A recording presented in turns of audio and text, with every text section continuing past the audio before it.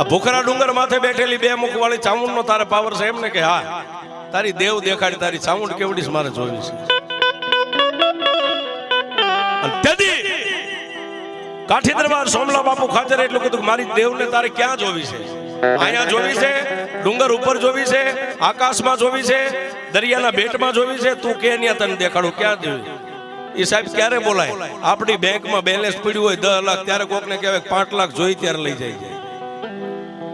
હા બેંકમાં ખાતું સાહેબ નીલ હોય તો કોઈ ન કે 15,000 રૂપિયા લઈ જાય. અને તેથી કાઠી દરબાર સોમલા બાપુ ખાચરે કીધું મારી દેવને જોવી છે ક્યાં તારે? તું કે ન્યા તને દેખાડું.